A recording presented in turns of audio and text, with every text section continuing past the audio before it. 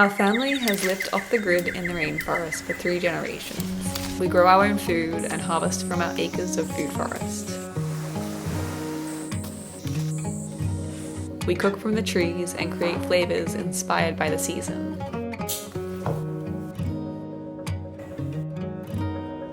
We build all from recycled materials in ways that support ourselves so that we don't have to rely on anyone else. We harvest our own water and electricity, and for the most part, we're pretty self-reliant. This week we're really excited because EcoFlow have sponsored us to create a really special video that delves into how we really live off-grid. So all of the intricacies, the hardships, and the joys of living on the land. So to start this off-grid tour of our permaculture farm, I thought that I'd first talk about how we harvest our own water. So we harvest our water in 3 ways. We harvest from natural water systems, we harvest from our dam, and we harvest the rainwater. So we live in the rainforest, so we have a lot of options for rain. It's wet a lot of the time, but we also do deal with dry seasons and also droughts, so we have to kind of think about those things. In this rainforest there's thousands of systems of creeks and springs and different natural water sources, waterfalls everywhere. So in the wet season we have an abundance of water, and we harvest this directly to the farm by using gravity fed water systems. So we have a tank on the highest hill of the farm, and the creeks above that we're able to get the water and take it naturally to those high water tanks. When you harvest your own water, you become a lot more connected to the waters around you. So these creeks we swim in every day, and we see the seasons change so directly, and we see in the dry season that these creeks can flow completely dry, and so we kind of understand that the way that we use water is really important, and we begin to really respect it. So we don't take long showers in the winter time when we don't have much rain, and if there's a drought we're very careful about water. When we were teenagers we weren't so careful, I would say, and our dad always said that we took Hollywood showers because we were in there far too long. But we're a lot more aware now, and we really try to just be respectful to the waters around us. Being in control of our water source is amazing, but it comes with its challenges. Sometimes we wake up in the morning and no water comes out of the tap, and it's up to us to figure out why. Maybe we've miscalculated and used up our supply, maybe there's a leak somewhere in the line, or sometimes we just have no idea. It can take hours walking deep along the rainforest tracks, checking each section of pipe, isolating the flow. When we lived in cities, the safety of knowing that the water would always come when we turned on the tap was a great relief. But this connection that we now have with our water is special in a very different way. We know exactly where it comes from, how fresh it is, we understand the rhythms of the seasons, and we feel the weight of every drop we use. I'll show you later how we store all of our naturally collected spring water, but first I wanted to show you our rainwater systems. So these are 2 huge rainwater tanks that we have for the house, and they collect all of the water all of the rain that falls on the roof, we collect it and they go in these tanks. So we've got a huge supply of water, especially in the wet season. We do have to be more careful when the dry season comes around, but we've got 2 of them, so it's a lot of water. We have one issue with that though, which is because we're below house level here, we have a pump that pumps all of the water up to the house. And so when a disaster does come and we get a flood or a cyclone and we have no power anymore, the power cuts out, then we have this problem where we can't get water up to the house. But I'm going to test something out today. So this is our pump and it's attached to power, but I'm going to unplug it for a second and I'm going to plug it into our EcoFlow and see if that works. Because if that works, that would mean that next time it floods, next time there's a cyclone, next time we have no water in the house, this would be game changing.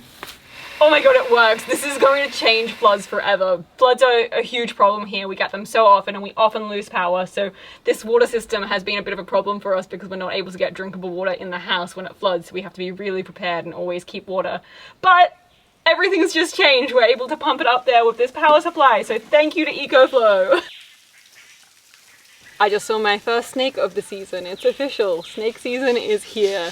At the start of spring, all of the critters come out and they're everywhere, so it gets a bit spooky. I can also hear a goanna right now that's clawing in the trees. So our third and final water source is the dam, and we use this probably majorly just for swimming in, but it is a backup water supply for us. It's just hard because it's at the very bottom of the farm, so you have to pump up from here, and we don't have a system to do that.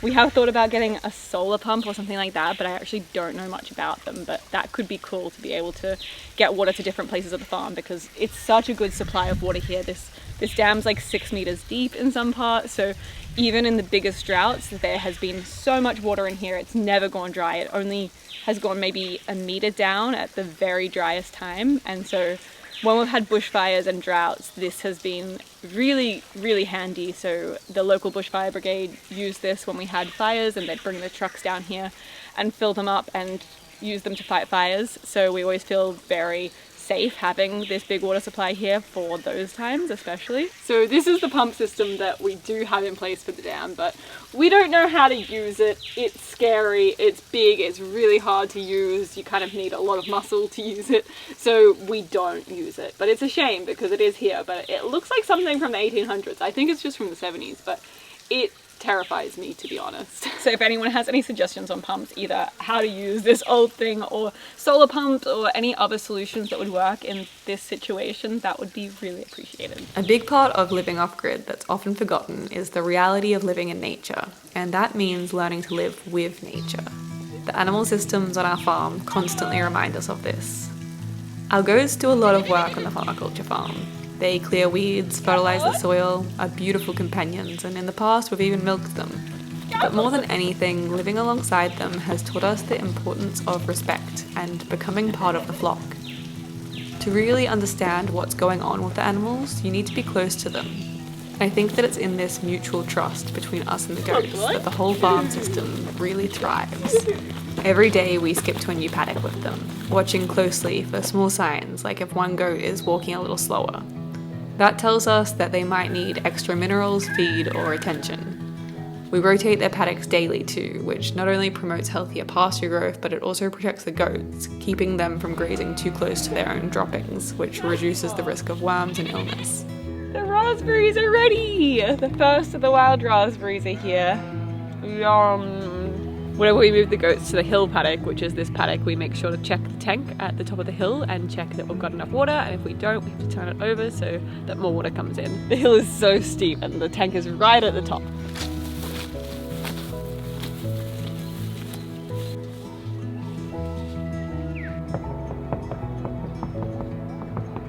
Oh no! This is our main water tank for all of the creek water, so it has a lot of storage for water, and at the moment it's actually at the second rung, so that's not good. So I'll turn it over so that it starts filtering in water again. But this is right at the top of the farm, so this is able to kind of go to the rest of the farm anywhere it wants to, because it's all gravity fed, so it can go downhill. It can irrigate the orchards if we need it. If we're planting new trees, we sometimes water them in like that, but honestly we get enough rain that we don't need to water the fruit trees or anything. But this is for the gardens. The pipe that comes from above this hill is way up in the bush, and it's as simple as turning this switch on that brings fresh water to the tank. Ta-da! So now that I've turned the tap over, then the water from here collects from a spring that's up from the hill for us, and so then we can use this for the gardens, which is just great to always have water. The orchards are kind of a combination of all of our off-grid systems coming together. So we've got animal integration, we have the sheep and the goats come in here, and because they're established orchards, then the sheep and goats aren't able to eat the actual trees. They instead eat all of the weeds and the grasses around them, so they keep them so that they grow really well.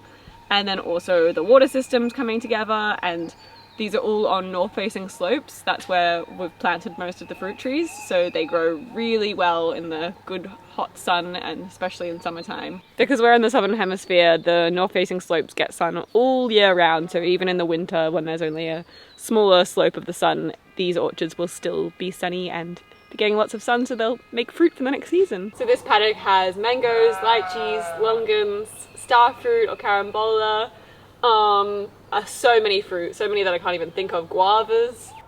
You might hear Aphrodite in the background. She is our naughtiest sheep and she gets angry when she hasn't moved her paddock, so I better do that job next.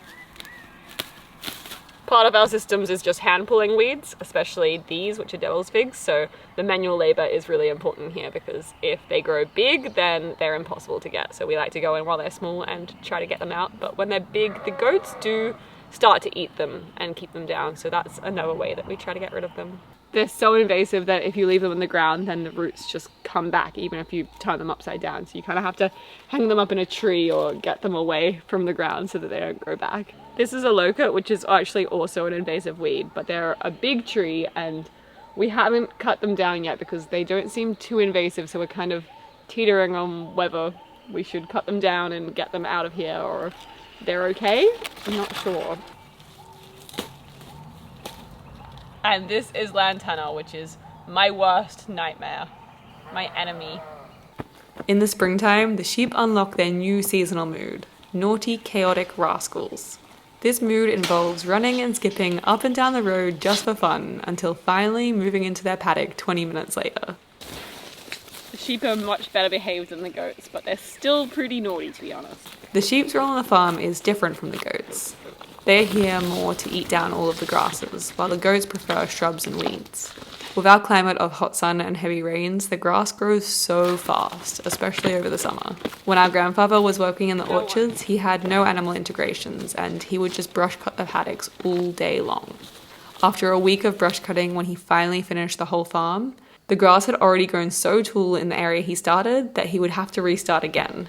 So we're pretty grateful to these naughty lawnmowers. So here at Mum's house, our main power supply is the solar panels on the roof, but when we lose power, they don't have a backup supply. So instead, in these times of disaster, which honestly happened quite a lot here, we had a generator, but in the cyclone just a few months ago, we tried to use it and it didn't work. It had been sitting around too long, we hadn't been using it, and it didn't work, which was really scary because honestly there are a lot of disasters. We've had floods, we've had fires, we've had cyclones, we've had droughts, we've had all of these natural disasters come, and in those times you really need that safety net of power. So these days we actually use EcoFlow. These portable power stations are able to store energy for us, so in these times of disaster we have this backup and this safety net of always having power.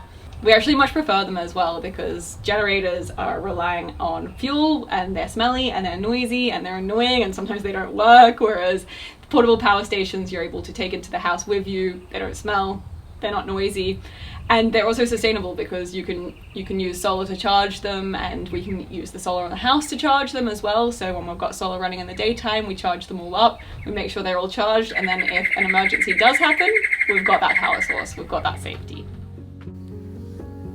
There's something deeply rewarding about picking food that you've grown, knowing that it came from healthy soil, clean water, and your own patient care. But living this way also means working with the seasons, not against them. When the fruit comes, it often comes all at once. Baskets of guavas, piles of bananas, and trees full of citrus. And without the conveniences of big freezers or supermarket down the road, preserving becomes an essential part of the system. We dry, we ferment, we bottle. We turn mangoes into chutneys, cabbage into kraut, and bananas into chips.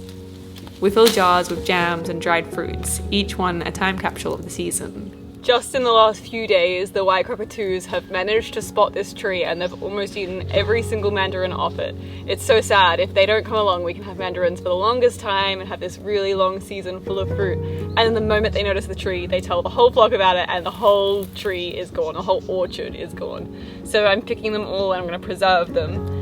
And I'll make something yummy so that the white cockatoos don't eat them all. Preserving fruit is more than just storage. It's a way of stretching abundance into the leaner months, and of respecting what the land gives us.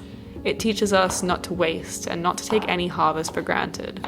Our autumn and winter is so abundant with fruit. Kiwis, oranges, mandarins, guavas, ure plums, and normally so much that we could never eat them all. We of course trade lots with neighbours, some returns to feed the soil, the wildlife eats some, the sheep climb vines and munch down more kiwis than you would ever imagine. But we still have so much abundance. But over spring, the seasons reset and not many fruit trees are ripe. All of a sudden, we have barely any fresh food. So we've been carefully preserving the winter fruit before this time. We use a dehydrator, and this is something that we used to avoid because it's so power hungry. But we power it now with our EcoFlow, which charges up with its solar panel, so essentially we're able to harvest the energy from the sun to dry our fruit. We've tried the traditional way of sun drying fruit, but this climate is far too humid. So this system is a way that we can sustainably dry lots of fruit for the seasons ahead. This is the thing about living off-grid. The systems are all different and ever-changing, especially within your own climate. We have a pretty mild climate here, with our winter temperatures never really going below 10 degrees Celsius, so we have a whole different set of systems than what you would see in a more temperate climate. We also have a wood fire for the winter, and we collect all our own wood from the farm. We also use it in the summer to avoid mold and keep a dry environment in the house. Our parents built our house to utilize passive solar design. This means towards the north there is a lot of glass. In the colder winter days when the slope of the sun is more northern, the glass captures the heat and draws it inside. But on the hot summer days when the sun is harsh and overhead, it's blocked by the eaves, so the house stays cool, capturing the heat in winter and slowly releasing it overnight. The slab floor works with thermal mass. We also have a solar hot water system, so it again captures the sun's energy and transfers that into hot showers. With our seasons, this works perfectly because over winter it's our dry season and we normally don't get much rain, so this is when we need a hot shower. In the summer, when the rain comes, often the thick clouds prevent the hot water system from working well, but in this season we don't need much hot water because the days are so hot. So the art studio is a lot more complex with power. It's completely off-grid here. We used to have a power cord that ran here, but it wasn't ideal. It didn't work too well, so now we rely completely off portable power stations, and I think that's much better. While we're now able to run pretty much just off solar from the EcoFlow, we also have gas for our stovetop, and then that also heats the hot water. It's the first really hot days of spring at the moment, so I'm treating myself to an iced coffee, which I'm making from this new fridge freezer that we got from EcoFlow, and it's so cool. It's not like a traditional cooler where you have to keep replacing the ice constantly. Instead, it has a built-in battery that can keep food fresh for, or even frozen for up to 8 hours on its own, which is amazing. It's super portable, so it's good for camping, which I'm really excited about, and it's available now on EcoFlow's website, so you can check out the links in our description. Julia makes the best coffee, which is like a butter coffee, all whizzed up and delicious, and it's my favorite thing in the world, so I'm attempting to make an iced one today.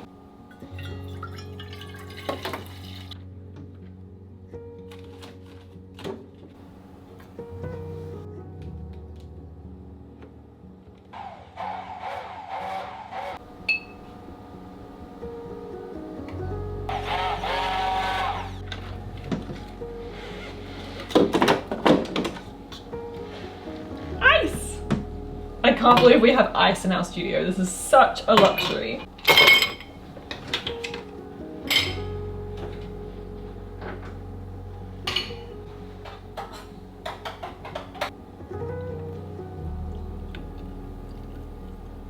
Ice coffee! Yay! Oh my goodness!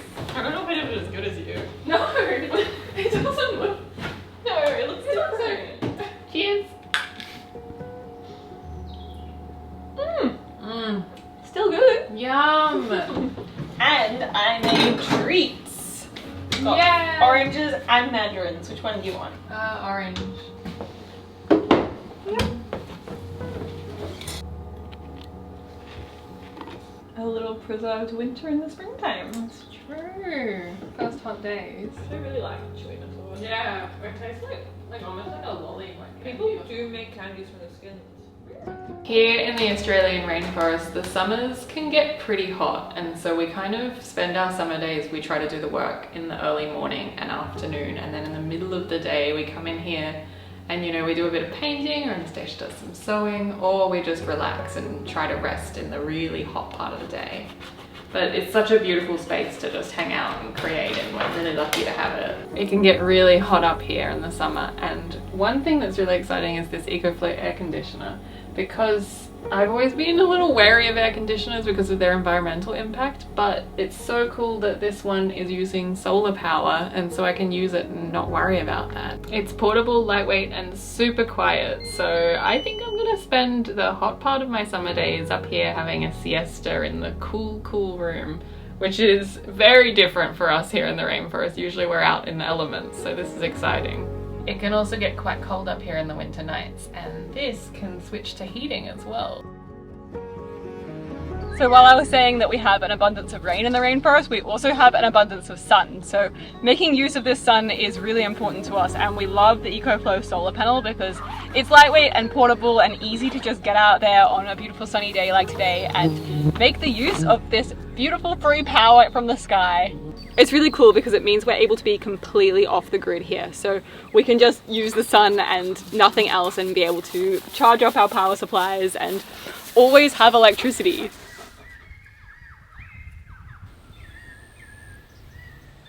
I've sort of done the wrong thing here and I've let all of the bananas grow up, and I should have been taking them away. So there's way too many in this spot, so I'm going to cut a few away and disperse them other places. The garden is a bit of a mess right now, and honestly, that's okay. At first glance, it might look overgrown and a little chaotic, and to be honest, it is. There are vines climbing where there probably shouldn't be, patches of wild growth and plants that we didn't put there, but they've decided to stay. But we've realised that gardening in the subtropics will always be like this, struggling with the intense growth and plenty of weeds. But this challenge has actually taught us a lot. We're gardening in this humid climate where things grow so fast, including the weeds, and trying to keep things neat just doesn't work here. So we've shifted our approach, leaning into permaculture principles and drawing from syntropic ideas to let nature lead the way. So this whole one was eaten by birds. So I didn't harvest it, so I think we've got to chop it down. Where? Which one? This one, if you follow it up, look, Oh, yeah, okay. gone. This is called chop and drop, and it's one of the ways that we build fertility without bringing in anything from the outside. Instead of rows and order, we think in layers and time. Pioneer plants like bananas shoot up to protect the slower growing plants underneath. We let them grow tall and cut them back to feed the soil. We also mulch heavily, so this whole area is covered in wood chip from invasive trees that we've cleared from the land. Appreciating this resource doesn't just give us somewhere to put the leftover mulch, but it also really nurtures the soils and feeds nutrients deep into the garden. And it keeps weeds away and creates a space where we can practice no-dig principles. We've got a layer of cardboard underneath that blocks so many weeds as well. We don't clear the garden, we guide it. We let succession unfold, one species making space for the next, each one building on the work of the last. When things die back, we don't see it as failure, and we see it as a transformation. Yeah, it's messy, but it's also alive and abundant in a way that a tidy garden could never be. There are cassava roots hiding under the shrubs, passion fruit weaving through the canopy, and turmeric quietly filling in the gaps. This kind of gardening teaches us to let go of control, to observe, adapt, and be okay with not always knowing what's going to happen next, because the garden does know in its own wild and abundant way. The thing that we've learned about an off-grid life is that you don't need to necessarily grow all of your own food. You can try, but it's never going to happen. But instead, if you focus on the things that you can grow really well, then that's a place to start, and you can trade with neighbours and buy things from local farms.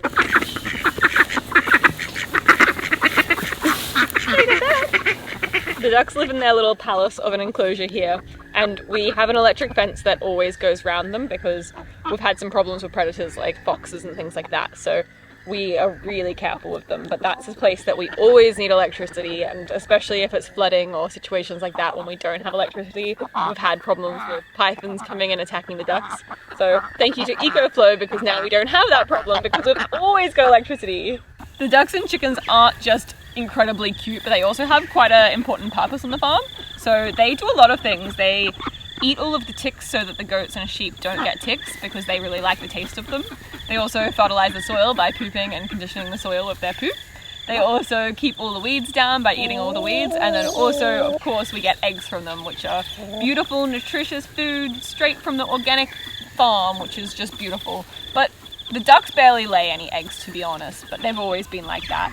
But the chickens, they used to lay a lot of eggs, but recently we've had an egg eater. One of these guys is eating eggs, and we don't know which one, and we're not really sure what to do. So if anyone has any advice, this electric fence is able to, it's not on right now, that's why I'm touching it. The electric fence is able to protect the ducks and chickens from goannas, from snakes, from foxes, from wild dogs, from all sorts of predators, even from eagles that come in the sky because they don't have a chance to run up and catch the ducks or chickens and take them away. Also, we're able to use our Delta Pro 3 to power it when we don't have electricity so that the ducks and chickens are always safe, even if we have no electricity, which happens a lot. One time in the big flood in 2022, we had no electricity for I think 5 days, and a python realized this and started attacking the ducks and killing them. So it was terrifying. We had no way to get power, so I camped outside of their pen every night, and I was camping in like, the tent was moldy and I was just camping in the rain. It was not fun. And ducks also have a thing where they wake every 15 minutes and then they sleep every 15 minutes and then they wake every 15 minutes, and they're very noisy at night when you're trying to sleep. Never gonna have a sleepover with you guys again. But they were safe in the end. This coop we built from completely recycled materials and also from mostly entirely metal so that it can be electrified at the same time as we electrify the fence.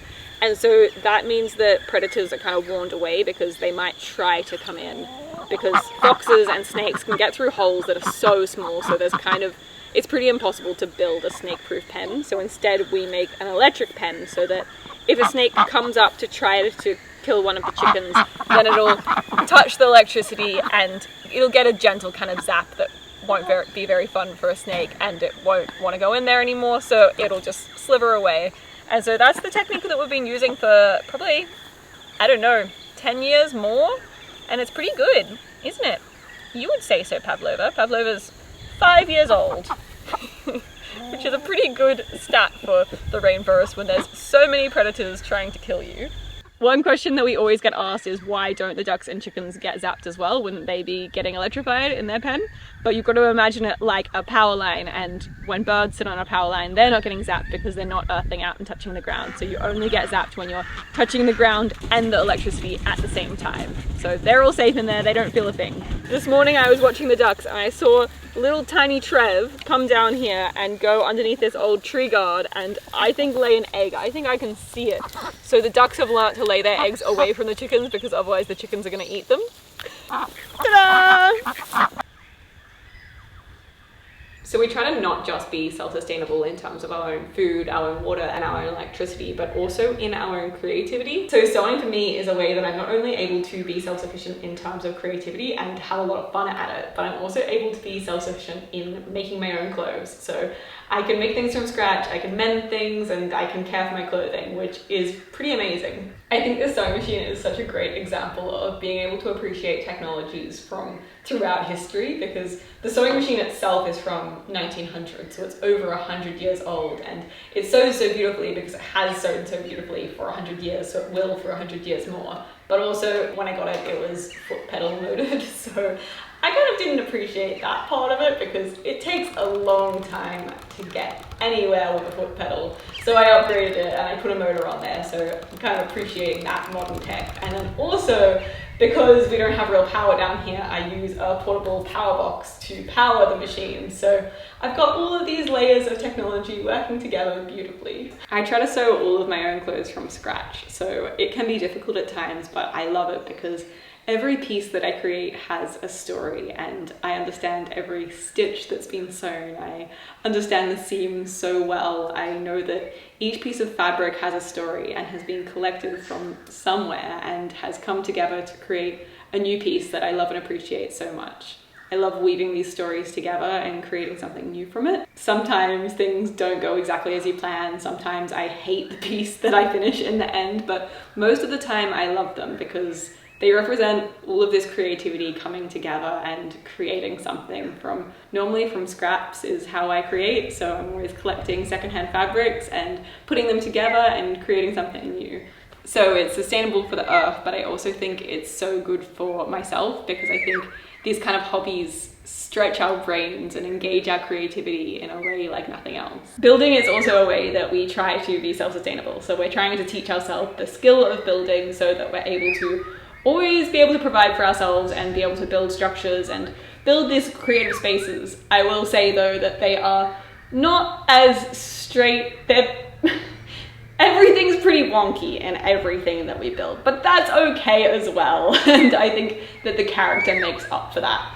This building is the first experience that I've ever had with building. So this art studio originally our dad built as a shed, and then we've renovated a few times, and in the last renovation of it I tried to do it all myself. So me and my mum helped, of course, and my uncle helped to teach me the skills, and I think it's really cool to be able to just push yourself and try these new things, even if they're really scary at first, but it was amazing. By the end of it, I built my own walls, multiple walls. Me and Mum put in these windows together and we cut the glass and puttied it into place. I built a bathroom sink. I learnt so much, and I think it's really cool to just be open to learning, and sometimes it takes a while, but eventually you feel like you can do anything, to be honest. That was my first building project, and then secondly, I have been renovating our sort of shed camp out area, so that was a really fun project as well, because I put in a whole new floor and then I renovated the whole kitchen, and I did it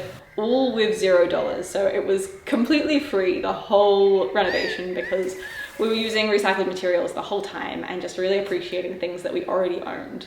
And then lastly, I've been building a bamboo camper for the back of my truck, and this one's kind of a new technique, I would say, is really using the traditional skills of creating from bamboo, which has been very difficult and has its own kind of challenges, but it's also really amazing to be able to create from nature, and bamboo is an invasive weed in this area, so it's incredible to be able to get that resource and regeneratively harvest it and create these building materials for free, and also help the earth by taking away this invasive weed. Thank you so much for watching, and thank you to EcoFlow for sponsoring this video exploring in depth our off-grid systems. You can click the link in our description to check out the products in this video. Thank you so much to our patrons for all of your support on our journey.